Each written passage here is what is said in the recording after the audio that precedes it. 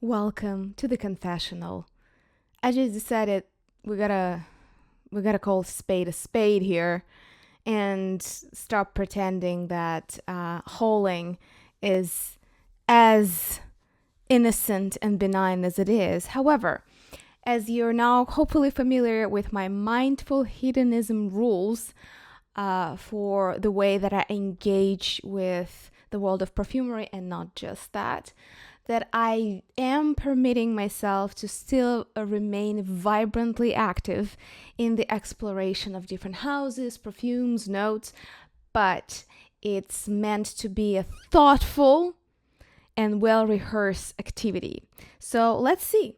Let's see how well I did in this past season so far in the first quarter of 2024, and how many rules have I broken. First, let's start with my favorite category these days, bath and body products. I remain an ardent advocate of trying your favorite perfumes in the bath and body formulations, also trying perfumes that you feel are really interesting but a bit too much in the same lines, because they might be way more creamy, way more wearable, and you will be surprised to find yourself becoming friends with them instead of enemies.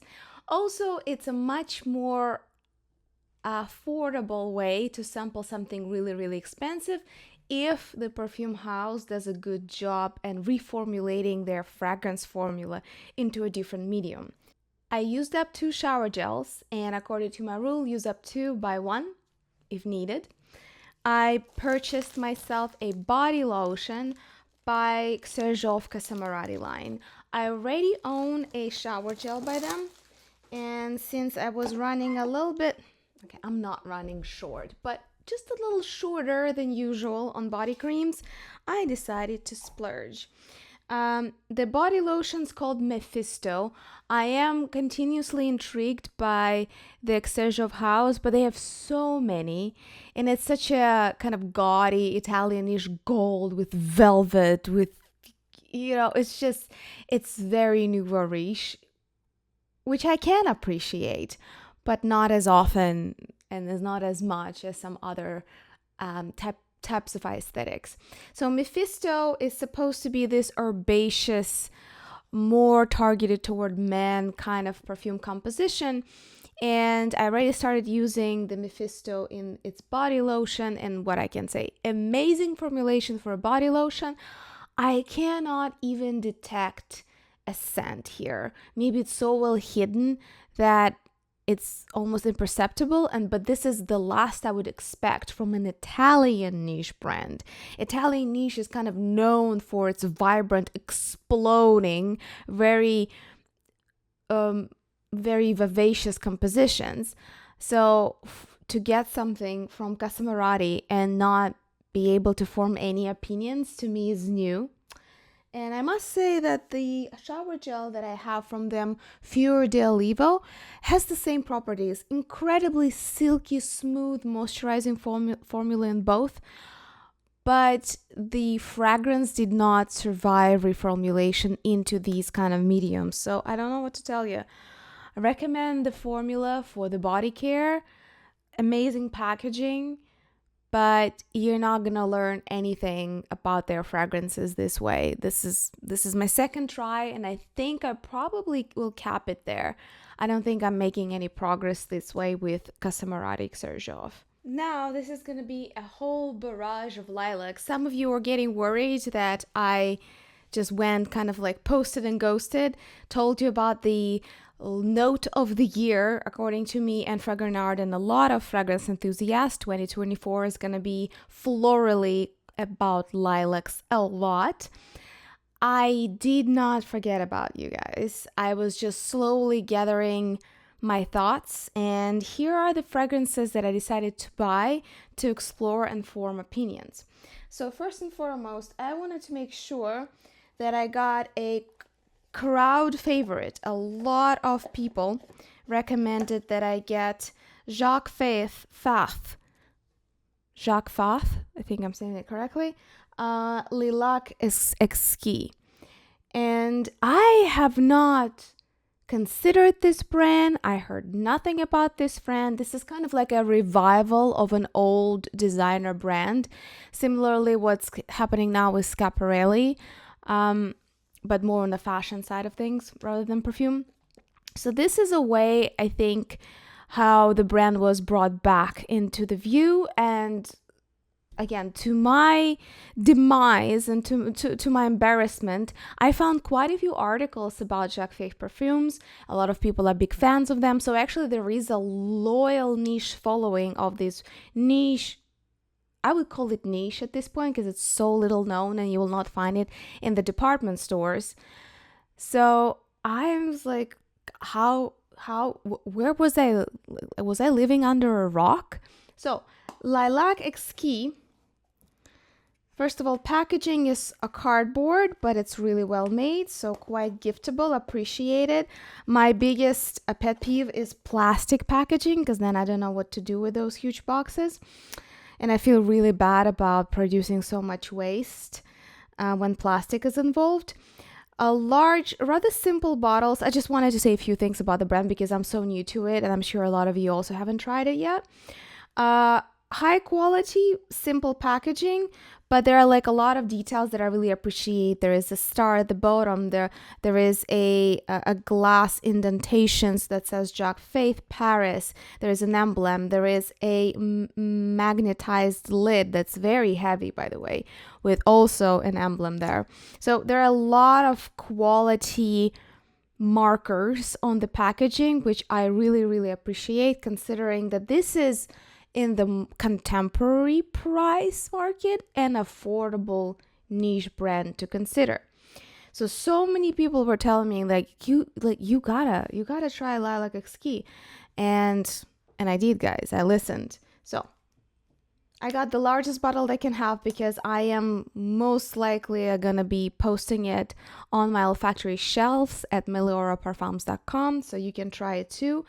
And we might even do a giveaway. We'll see. We'll see which lilac wins at the end of the day. It will still take me probably a few weeks, maybe a month, to come up with the final ranking for 2024 of all of the lilacs that I've tried. But this is definitely a contender.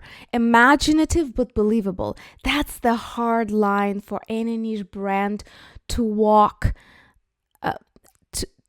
at, like this edge, the razor blade of making something that's recognizable, pleasurable, and yet imaginative, and not too simplistic and not too au naturel, because otherwise it's just like, okay, you know what I mean? Like the moment things become too believable, they become kind of boring in the world of perfumery. A job well done. Well done. So happy I got introduced to this fragrance and to this brand. Second lilac. I wanted to make sure that I covered all the affordable bases because, as I mentioned before, lilacs for me got anchored as a workout scent. And I already have very expensive lilacs by Frederic Malle. And I just didn't want to keep escalating the prices before I explored more reasonable, more sane options. Famous brand for their very affordable and classic cologne at Königswasser. I hope I'm saying it right. 4711. It's fairly recognizable logo. They started with the cologne, so think about lemony kind of gin and tonic type of olfactory profile, and they try to kind of capture the market and explore many other eau de toilettes, waters with different flavorings. So that's their floral collection, Lilac. Very simple. And I thought, for a company that makes a really wearable, simple but very wearable cologne that costs like $10 for a gallon, why not? That might be the ones. So I got it, and so far I just don't, maybe I didn't get the memo. Where are the lilacs in there? It's just a synthetic fragrance. It's a floral to me. Yeah, I guess it's kind of like a rosy tone of lilacs. It's sweeter, it's somewhat more rounded, and I dare say almost fruity, but it's kind of so simple and so synthetic that I'm just a little baffled. I'm partially so baffled because this was more expensive than the next one I'm about to show you. And this is Pacifica French Lilac Parfum. It probably, like, what is it, 30 mil? 29 milliliters, which is very, very odd. Why not 30? Anyway, super cheap. Pacifica is sold in Target. It's pretty much almost like a drugstore brand. It is a drugstore brand, actually. And they also sell these very cute, very small little waters that anybody can grab anywhere for, I think, like $10, $15. So I thought, you know what? Since several people on my YouTube channel recommended try that first before you shell any more money for any more expensive versions, I did, and I got a whiff the most believable, slightly powdery, wonderful lilacs. The moment I smelled it, can this puzzle be solved by Pacifica? Because it is just lovely. And it's just like I remember lilacs. Guys, you were right. It's amazing. Gray, how dare you? The competition between my cat intensified and he got banned from this room, all right? There can only be one diva on this particular channel at one time. Anyway, so the Pacifica could easily just stop the search unless I got more. And this is a very special package that arrived to me from my subscriber. And this is nothing less than contraband, guys. This is that lilac scent that I told you about by Brocard, which is a Russian experimental fragrance company. It used to cost like $5, $10 for a bottle of perfume. And to this day, I still cannot compare this with anything else. These are the lilacs from my childhood. Everything else is either too soapy or too lemony or too fruity or too rosy. This is just unprecedented olfactory design. How did they stumble upon it? I don't know, but it's genius. So let's not count the winners and open those Oscar of Lilacs envelopes yet, because I'm still reevaluating what really makes an ideal floral, including lilacs. I'm trying to incorporate more factors than just, it smells just like we just discussed that, right? So give me a few weeks to wear, to compare the notes, to evaluate the packaging, to look into the branding and the messaging, because I think all of that is important when you're choosing the best of the best of the best. That said, so far, I think I did a fairly thorough exploration. I think at this point I have at least 10 bottles that are purely dedicated to lilacs. If I'm missing anything, if anybody wants to send me their favorite lilac to place it as a contender for the top, the best, the must-have lilac of 2024, which is the year of lilacs, send me a package. Address is down below. I'm open to be convinced otherwise, but I feel like I've sampled quite a bit. Here we're transitioning to my second favorite part of every video, a rant. I have revived my Scentbird subscription, and I thoroughly regret it now. Thoroughly. I had such a good streak with them 2 or 3 years before, and I had them ever since they started. Like, I'm an OG Scentbird subscriber, mind you. I referred countless, like dozens and dozens of people to them. And it was just very odd to see as they grew, as they showed less and less loyalty to their subscribers. So eventually I just paused the subscription. I had like way too many decants. I still have way too many decants. But this year I thought, well, maybe I should give it a try. And sometimes in my explorations, it's obviously cheaper and more thoughtful to order a decant according to some kind of note I'm researching or a brand that I'm trying to wrap my mind around to get a decant. So they have a fairly wide selection as I remembered it. So I resubscribed. I got a subscription that is 3 fragrances every 3 months. This way it works better for me. I get 3 fragrances I can study for longer before I make my mind again and try something new. And this is what I ordered. I ordered a new fragrance by Memo Paris. Memo is on my list of brands to kind of follow up with. So far, haven't given up on them yet, because there's some creations by Memo that I truly adore, but those tend to be older ones. So I got Madurai. I don't want to do a review of it yet, but so far unimpressed. It's supposed to be turmeric, jasmine, and peach. I chose it because of the turmeric and kind of light spiciness.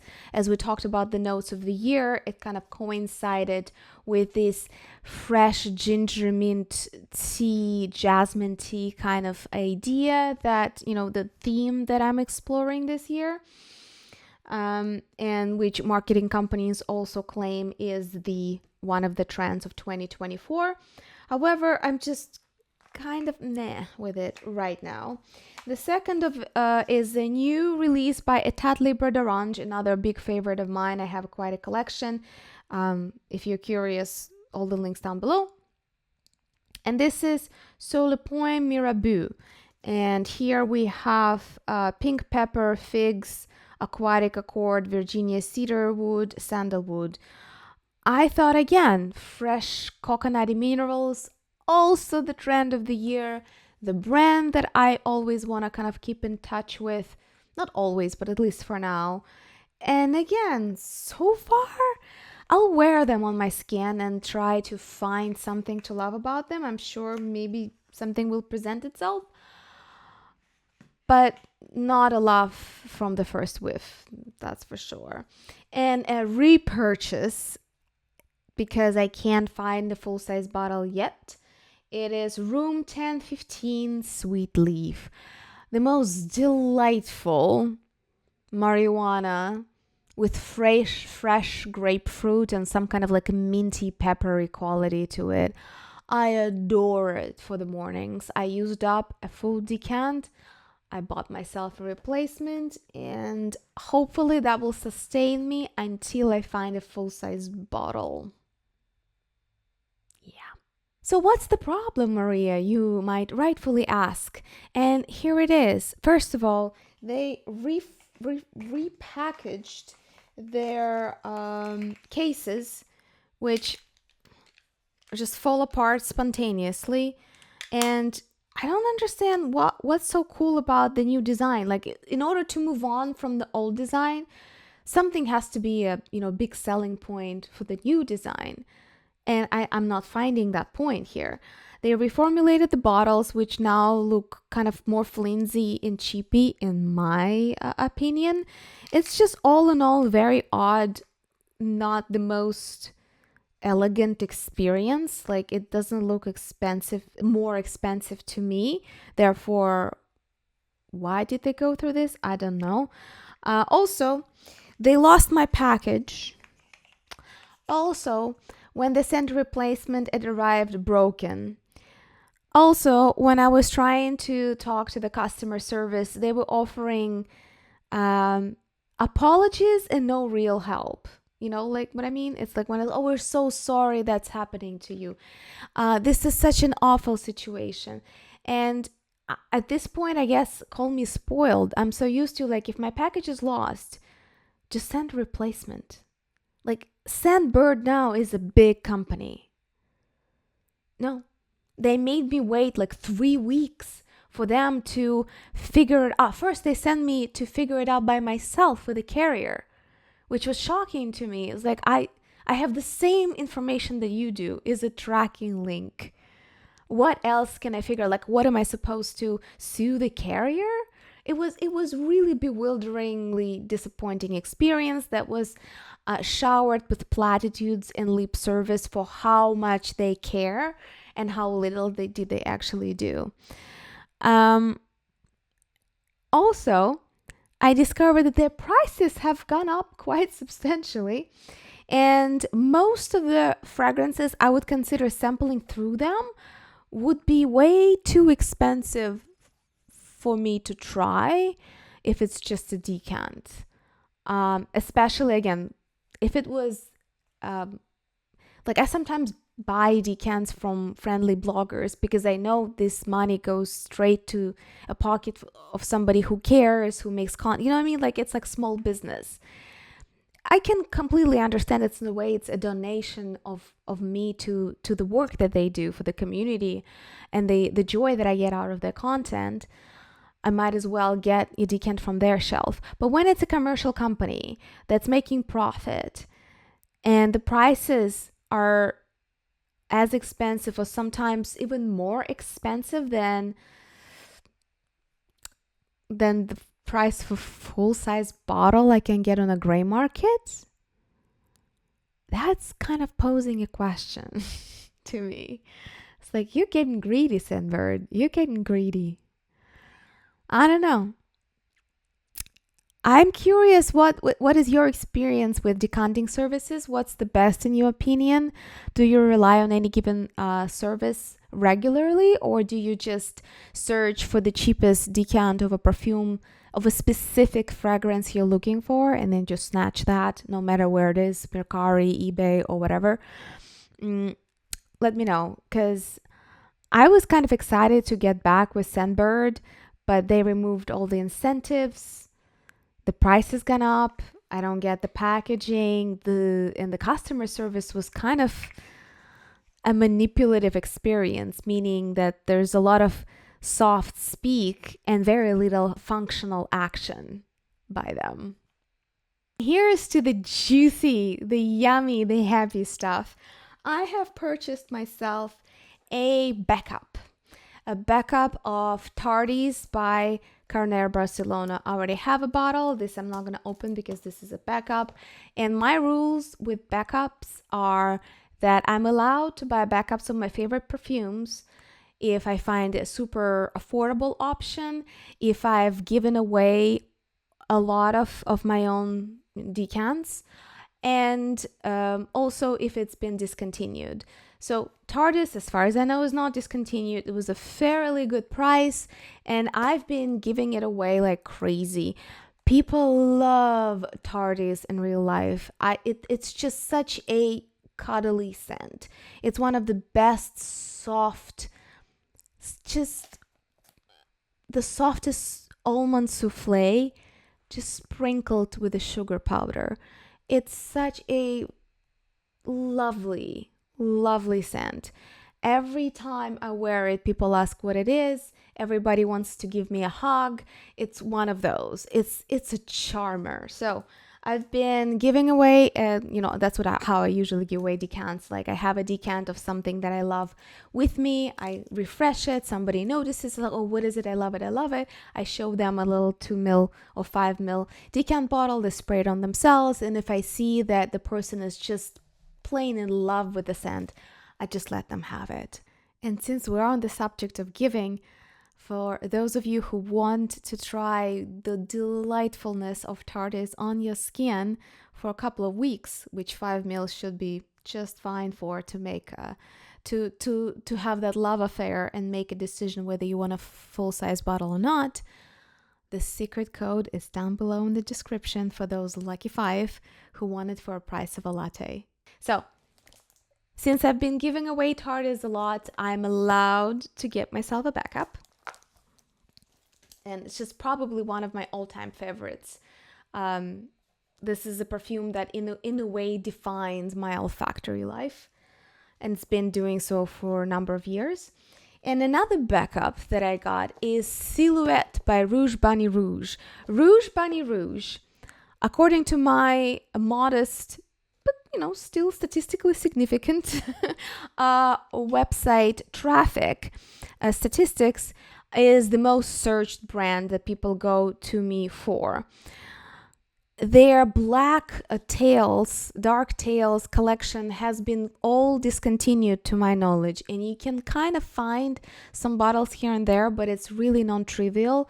I call it Grimm Brothers perfume collection. It's imaginative, dark, sophisticated, juicy, and a little bit scary. There's a little bit on something unusual and forbidding about fragrances in this collection. So Silhouette, I would dare say, is the most wearable of them all, because this is soft, kind of very lotiony leather scent. It's very elegant, it's simple, it sits close to the skin. It's almost nude leather, if such a thing exists. And a number of people have been buying Silhouette decants. So I am halfway down on my bottle, and that justified the purchase of a backup while I still can put my hands on it. So I got it secondhand from Mercari for somebody who was very generous to accept my offer. And here to the last type of purchase, new. These perfumes that I'm about to show you are new to me, and one was a blind buy. The blind buys, as many of you know, are forbidden on my channel unless I used up a decant, or if a brand or a note is on my list to explore in 2024. I dare say I don't think this perfume qualifies for either situation, but it is, at least the brand is on my list of brands to watch. And this is Laboratorio Olfattivo, Italian niche brand that I slowly and irreversibly am falling in love with, especially their white line and their special editions.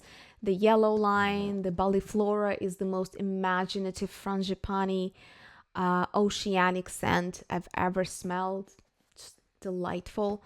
So their white line, which is more floral, which is more angelic and pure in many ways, is kind of where I find the most interesting scents. Their black line, that actually I think is the best-selling fragrances from Laboratorio Olfattivo, to my knowledge, come from their black line, but I somehow remain unimpressed with it. Anyway, the white line, I'm slowly but surely exploring it little by little.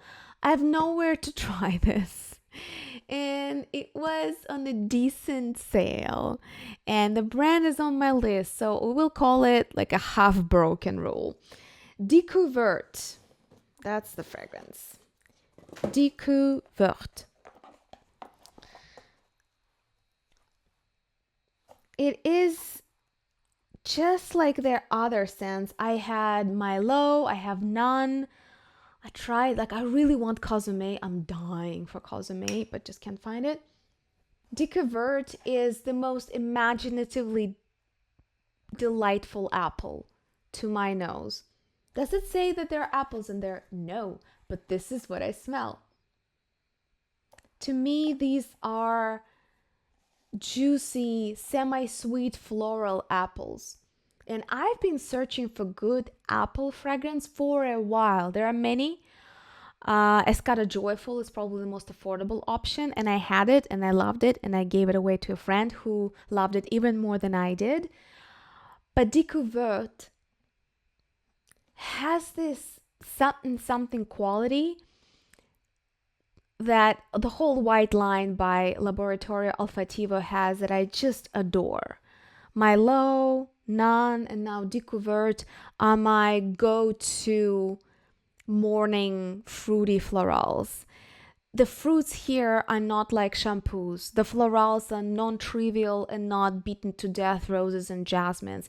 It's what L'Artisan Perfumery used to do and no longer really does in the public eye. I find that L'Artisan Parfumeur is like one of the oldest and best known niche fragrance brands from France, alongside with Xerjoff. They're very famous. They have like a cult following, right? And they're still producing a lot of delightful perfumes, but somehow their price has gone so high. And something is happening with their PR marketing that I just never ever hear about them. And if you're looking for something a little bit more affordable, but still in the same level of thinly weaved sophistication that is easy to wear, the white line by Laboratorio Olfattivo is just divine to my nose. So far, I think my fruity floral collection that should take me well through the late spring and summer is complete. The one that I'm still pining after is definitely Cosme, but it's not really fruity floral. There's just something different about that one. If I ever get to get a decant or full-size bottle, we'll talk more, because I'm just not right now going by my memory of spraying it in Turin, Italy, actually. That was very happy here. My fragrant apples are finally here, and that wish list, we can call that done and done and done. And now that I'm looking at Fragrantica description of Décou-Vert by Laboratorio Olfattivo, I'm getting another silver lining. You know what the top notes are?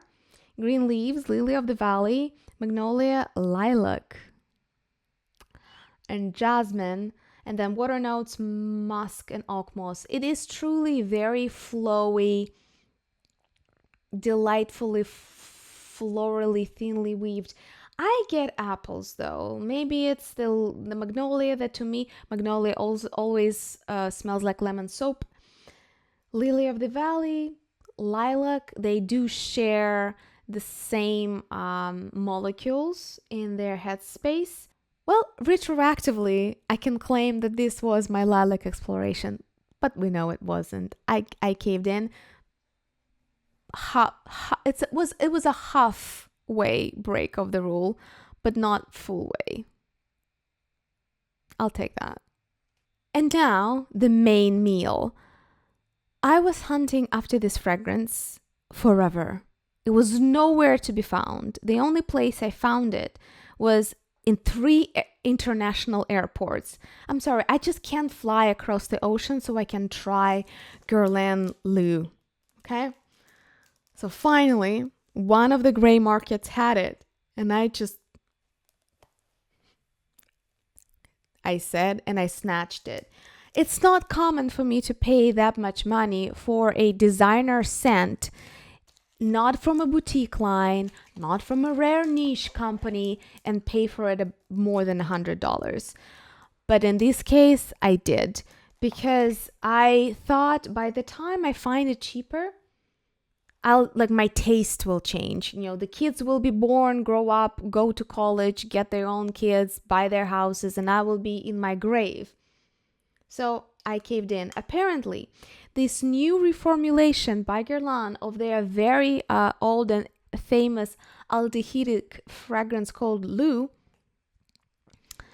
is a limited edition that's only sold in certain stores. So it's not that easy to find. I'm fairly sure you can probably buy it online, but go online to Guerlain website and check the price and you'll be shocked. Again, I'm spoiled. The gray market spoiled all of us, right? And the secondhand. I rarely ever spend more than $80 on a designer perfume these days. Like, there's no point. Like, why would you do that? Why would you go to Sephora and buy one of those J'adore Dior's full price? Like, that doesn't make any sense. So to shell, it's not full price, but nearly full price for a designer scent, it took me some thinking. And here's why I got Liu. First of all, I love the bottle design. I really wanted to have the gendarme, I think they call it. I wanted to have this bottle from Guerlain. Guerlain is yet another house that is well worth researching, but be very careful. They have true gemstones and historical fragrances that are worth every penny, and they have a lot of whatever, like Petit Robe Noir is one example. It's just like such a whatever fragrance. Buy it if you just want to spray it, bathe in it, and forget about it. But it's not a collectible item, you know what I mean? But Liu apparently is so rare, is so hard to find. I don't know why. Or maybe I actually do know, because it's pure dry herbal aldehyde. Aldehyde in a way that we think of Chanel number 5s, Arpège, and others. But it's so light. This is what I wanted to find in Chanel number 5 Le, their kind of like modernized contemporary version, and didn't. I was searching for a light, but not simplistic, something like if you could make tea, just an herbal tea out of a classic aldehydic fragrance. And I couldn't find it anywhere. And aldehydes are really not my cup of tea. I often don't like them. They're either too kind of aged, dated, and oily for me, or they're too bitter, or they're in mixture with other notes, they become very soapy. Anyway, aldehydes are really hard for me to praise, and there are to date only 3 aldehydic fragrances, like centric about the aldehydes fragrances, that are on my shelves. This is number 3. I just find it perfectly balanced to be an entrance to the world of aldehydic fragrances. Everything about Liu in this packaging, please take a note, because Guerlain reformulates every time they repackage. Just painful. But this is a gem in my view. And to me, this is a perfect way to start exploring aldehydic fragrances without diving too deep into something really, really difficult to study. For example, the classical Chanel number 5, I wouldn't call a fragrance that is easy to wear, even though I am curious about their new reformulation. I mean, it's relatively new reformulation of Parfum. Chanel number 5 Parfum, the one that you dab. I heard so much praise on how tactfully and skillfully they revived the old formula to kind of fit the needs and the trends of the day without making it too poppy or too cheesy or too anything. So I heard that the modern Chanel number 5 Parfum has a lot to do with the original one, but almost so much better than it used to be. I'm curious if you guys have same opinion or different opinion. If any of you consider yourself the connoisseurs of aldehydic scents, please share your recommendations, share what you've learned, how to start, what to look for, what not to look for. I by no means a master of aldehydic scents, but I've tried a few, and so far only 3 were worth the very precious space in my olfactory library, and Liu is number 3. And something where I definitely broke my rules, but I was trying in good faith to explore a new trend that I want to research. And here is what I'm going to show you what I bought, and more so just ask for your help, guys. So I've been lately getting more and more interested in the world of oil perfumery. Clearly, it's the most searched item for dupes right now. Apparently, it's a big deal. It's a really trendy thing to search for oil reformulations of famous perfumes. I'm curious, why would people want Baccarat Rouge in the oil? Because Baccarat Rouge lasts forever, and there are really cheap Arabic dupes for it that also will stink the whole house. But having that in an oil formulation, it's kind of like an unusual thought pattern. I'm curious if you have any theories to why. What I was trying to do as I explore this reformulation, I knew instantly what brand I would want to try in an oil perfume formulation, and that was Narciso Rodriguez. I found their Amber Musk for her, which they called Absolute. And I thought that was, I don't know why, I thought that was oil, because why would you call something Absolute and not Eau de Parfum? Well, it is an alcoholic liquid. It's not really oil. So the Amber Musk is one of their older collections that was covered in gold. And I'm just going to put a little bit on because it doesn't spray. And to be honest, nothing to write home about. So the Amber Musk is done in the very classical Narciso Rodriguez fashion. Beautiful, boiled, sweet musks with heavy white florals kind of like mixed in. Is one kind of quiet, seductive story. That's what they're famous for. That's what they're loved for. And I love them for it too. However, this in particular, this flanker or this gold line that they used to have is discontinued. It's way too expensive for what it is. So I just wanted to show you that was just a mistake on my part. I should have researched more what it really is. But Narciso Rodriguez is their classic perfume and their eau de toilette. Those two I would consider in an oil formulation. I just feel they're already so sensuous.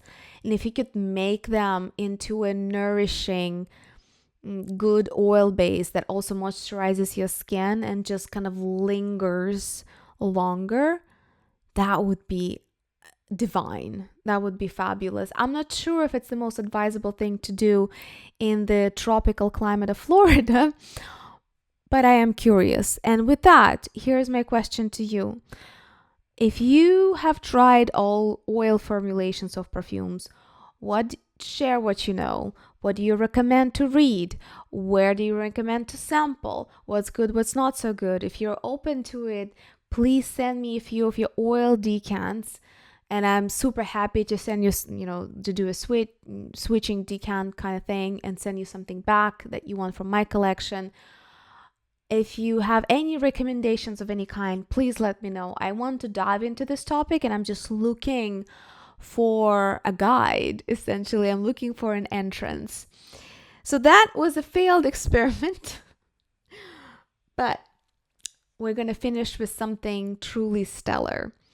This brand is on my list. The price was right.